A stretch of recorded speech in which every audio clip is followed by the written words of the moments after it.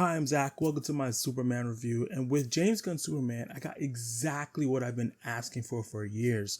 But unfortunately, I still left disappointed, even though I had a lot of fun. Let me explain. I'm a huge Superman fan from the comics, from the animation, from the live action adaptations. The Boy Scout in Blue is my favorite DC superhero. But even when I love any of these adaptations, I always go in the back of my head, only they would just make a cinematic version of the Superman animated series. They would really nail it. That show had all the geeky comic book stuff in it that you need, that a comic book fan like me would like, but it was grounded enough to make casual fans enjoy it. So when James Gunn said that was a massive inspiration for what he was doing here in this film, I got giddy. And he did just that. This is the first time I ever felt like one of these live action adaptations of a comic book felt like a comic book, felt like a Saturday morning cartoon, bright, fast paced, fun, funny. And this is probably the most fantastical Superman story that we've had brought to life on the biggest screen possible. It drops you right into the action. It didn't give you a chance to breathe or even the story to breathe. There's no origin story. This is year 3 of his career. Superman's already established in this world with a bunch of other superheroes living in the world as well. It's really fast paced. And for a lot of people, they're going to have a great time with how fast paced this is and how it like steamrolls to the end of the film and call this movie peak. It's full of fun character interactions, a hodgepodge of different aspects from different Superman movies kind of combed into one. You can see a lot of the homages that James Gunn decides to pay through different iterations of the character, and it just has some really great action. This is the start of a comic book world that we have not seen from any other universe just yet, especially in live action. I think this movie sets up the fantastical tone it seems that this universe is going to take and how fun and bright and colorful these movies are going to be. But for me, the lack of breathing room for a lot of the scenes is where the disconnect with me in this film comes. Usually a movie kind of starts down here and then slowly rise up and get to an emotional point. Then it goes back down and it slowly rise up until it starts getting to that climax. But the movie already kind of just starts here and then it is steady throughout. It never kind of goes down or up.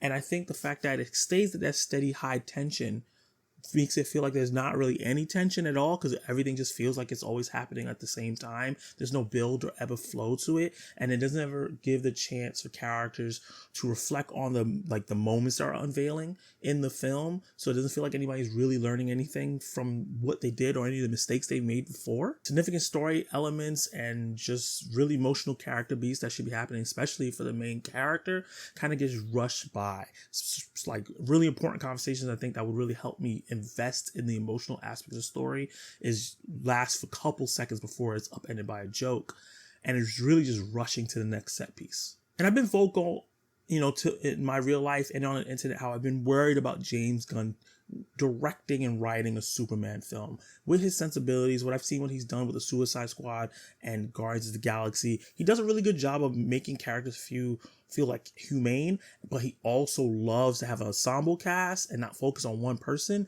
and have a lot of jokes. 2 things I was really worried about: that he wasn't going to be able to understand the character of Superman well and kind of make him a Star-Lord like person where he's always quippy and everything like that and kind of a badass. And the other half of it was I was going to be worried that a lot of the emotional beats was going to get upended. Well, it was 50-50, right? I was wrong about one thing, but I was definitely right about the other. So the thing I was wrong about is that Gunn definitely understands this character. For the most part, we have inklings of pieces of what Superman it truly should be as a character. And some of the aspects that we get here is some we never see in any of these movies before. Whether it was Christopher Reeve, whether it was Brandon Routh, Henry Cavill, or even the great television shows with Tom Welling and Tyler Hoechlin. The purest form of Superman is on screen when you watch this movie. He cares about everything. He thinks all walks of life are beautiful and worth saving. And we don't really get a Superman with that optimism like that in a film before. He's a Kansas boy in a big world trying to impose his positivity on everyone. It's pretty infectious, but the world keeps pushing back. And this is the first time I feel like this character feels less like a symbol and more actual like a character. And maybe not fully fledged yet, which makes sense because it's his first film, but he has a personality, and I really, really enjoyed that they were able to finally bring his personality from the comics onto the big screen. And the big reason why this goes over so well is because of David Corenswet. He nails this to the T. He shows the character's vulnerability. You believe he has this undeniable will to do what's right. You can feel the frustration the character has throughout his performance in big moments and quiet ones. He is Superman. And with better writing and more films, he might become the definitive cinematic Superman. On the other side of things, when I'm talking about writing, I think James Gunn's writing of this movie feels a little shoddy. Feels like he's holding this movie back from being great for me personally. He undercuts so many emotional beats with comedy like he does in most of his films. But even worse here, he usually really nails emotional stuff in those Guardians of the Galaxy movies. So for whatever reason here, it just doesn't happen. He speeds through so much of the conversations that I wanted to hear. Like I said, the comedy's not bad. I will say 90% of the jokes in the comedy and the meta jokes and the winks and all that stuff that happens throughout the movie landed with me. And the 10% that didn't land wasn't atrocious. I was never bored. I was always having fun, and the action is exhilarating. Meaningful conversations are cut short. A lot of emotional moments where I felt like the character was going to get a chance to reflect on something is also cut short. And because this movie has a steady pace and never goes up and down, the cinematic feel of the movie feels less. It doesn't feel like a cinematic event because it has that cartoony feel to it. And the movie's jam-packed with many plot lines and many characters, so the movie feels bloated for the runtime that it has, but also feels empty. There's so many real world reflections on things that's going on in the real right now that he kind of try us to tackle, and there's some really cool comic booky stuff that we've never seen in a Superman adaptation in live action that's brought here that I thought was really dope, but none of it is taken with serious care to really leave that impact that I wanted it to. In this movie, Superman is struggling with so many things. His birth parents, with his relationship with Lois that's kind of rocky, his relationship with other superheroes, his relationship that he's building with Lex Luthor, and obviously the geopolitics of the world because he decides to go do something in a different country, and now that's causing people to look at him different. And he's trying to push his positivity on the world, and they're debating if he is a threat or not. And while all that stuff is really interesting and ripe for exploration, it doesn't feel like the movie takes enough time to explore any of those things properly or add any nuance to it to really get it like emotional depth. The movie is going 100 miles per hour right to the next set piece, and by the time the explosive and kind of amazing third act comes, a lot of those storylines and the emotional aspects to it get shoved to the side. And I think the main reason I feel like this is happening, I feel like Gunn didn't trust the character of Superman to carry his own movie. A lot of people have a trouble writing this character, giving him conflicts, even though I felt like he gave him proper conflicts in this movie itself, and he depowered the character in a way where he didn't feel godly but still strong, but he didn't trust the character enough to just carry the film. It's jam-packed with a whole bunch of information, a whole bunch of different characters, a whole bunch of different plot lines, things that don't even have nothing to do with Superman himself, and it feels like it distracts you from what happens with the shortcomings of the main character plot. And I'm mixed on this, right? Because a lot of the supporting characters in this movie are really cool. I actually like every single supporting character in here, but they also just take away from the story of the solo story of Superman. It makes it feel more like an ensemble. Rachel Brosnahan, who plays Lois Lane, nails it. She does a great job of capturing, and specifically the Superman the animated series version of the character, really well. She's spunky. They call her punk rock in here. I can see that as well. She questions Clark all the time, which he does not like, and she really is a good person and puts herself in dangerous situations despite not having powers. And I think that she did a really good job with the material that she was given. I just think that the character lacked agency to really fulfill what I feel like Lois can really be to the story, and hopefully in future iterations she gets to do that. Eddie Gathegi plays Mr. Terrific, one of my favorite underrated comic book characters in the comic books. He's done really good stuff in some animated stuff, but this is like the real first time we've seen him on the big screen, and he does a phenomenal job as this. He does a terrific job as Mr. Terrific. He kind of steals every scene he's in. Kind of feels like a modern blaxploitation character, like if John Shaft was a genius billionaire and still a badass. I love this take on this character. This is not something that comes from the comics, but I like that he interpreted it this way. I thought it was going to be insulting and that he was doing the blaxploitation like jive kind of talk, but the way the character balances it with his humanity really works really well. And I think that I'm really excited to see this character interact with other characters and be a major player in the DCU because his facial expressions, his smarts, how funny he is, but how serious and emotional he can be at the same time. And he also had badass action sequences as well. They usually used his technology that he created in a really fun way. Also, I feel like this is true retribution for this actor because he was in the X-Men movies and they did his character dirty.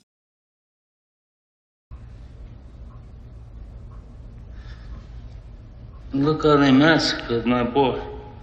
Nathan Fillion, I was really worried about him being casted in this film again. I thought it was just, one of James Gunn's friends being put into a place that maybe they shouldn't be because he works with this man a lot, but he nails it as Guy Gardner. He is Guy Gardner, smug, full of bravado, but has a heart in there, even though he's annoying as hell. I really liked his version of Guy Gardner. Honestly, I usually don't like Guy Gardner at all. Anytime I see him, this is the first time I actually liked him. So he did a really good job bringing his character to life and adding some texture within his performance to make you gravitate towards him. Unfortunately, out of this Justice Gang of these three characters that's here, Isabella Marquette, who I'm a really, really, really big fan of. I think she's a fantastic actress. As Hawkgirl is completely wasted in this film. You could have took her out of the movie and the movie wouldn't change. Honestly, barely would change. They didn't utilize her talent at all, and this wasn't a great introduction to this character.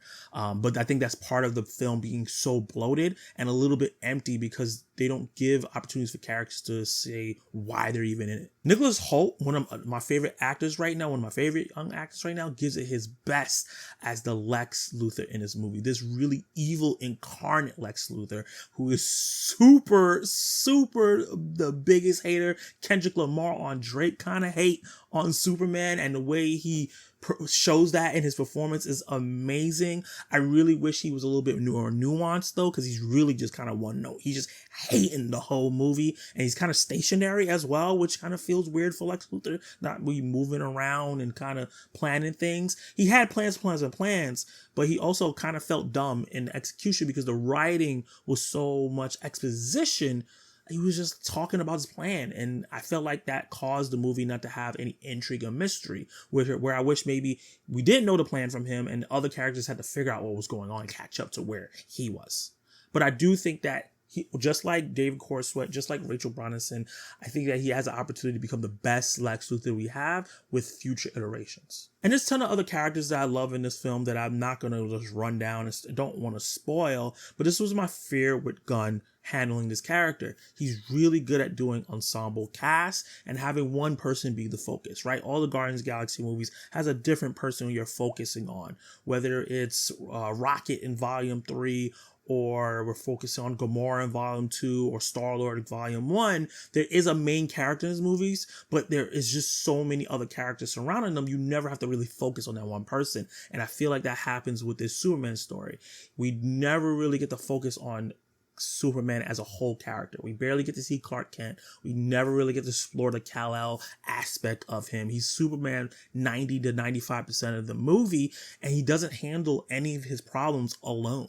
And he has this story arc that starts of his kind of naive vision that he has because, like I said, he thinks everything deserves to live. So whether that's you're a squirrel, you're a human, or you breathe fire, he thinks that you deserve a chance to live no matter what you look like, which is a beautiful sentiment, and I really loved it. But as the story progresses, there's something that happens in the film that makes me feel like he just threw all that away for the fun and the action. And I don't want to sound like a Debbie Downer because I actually did have a lot of fun in this film. I do like the movie. I think this is a really strong start for the DCU. I think that it's a film that's very, very safe, that's going to get a lot of casual audiences to have a lot of fun and go, hey, DC movies are fun. I can get back on board with them after what happened with the last iteration that we have. And I like Superman. He's really, really fun and cute, and he's so wholesome.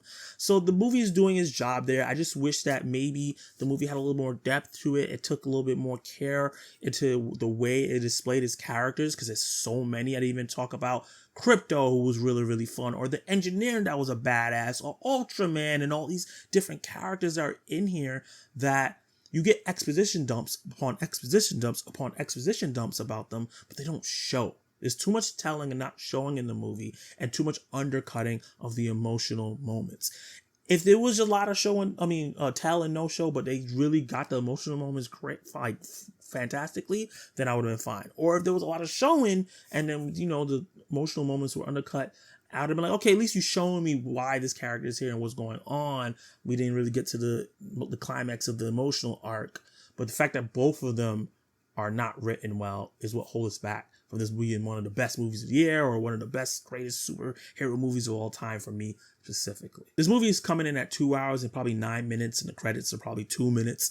And I really think this movie could have lasted for another 20 to 30 minutes to really give all that time, because the movie moves at such a pace that it would have been so much fun anyway, even with that extra time, to really give these characters the breathing time they deserved, because everything else was just really, really fun. I just really wanted those emotional moments. So with that said, I do think that this movie is worth checking out on the big screen. It's a really great summer flick. You don't really have to think too hard because it moves at a breakneck speed. You're just going to be in there laughing and having fun, and you may fall in love with the greatest superhero of all time, and that is Superman. So with that said, I'm going to give Superman a C+. Let me know in the comments down below what you think about Superman. And the question of the day is, what is your favorite iteration of Superman? Let me know in the comments down below, and you can watch more of my content right now.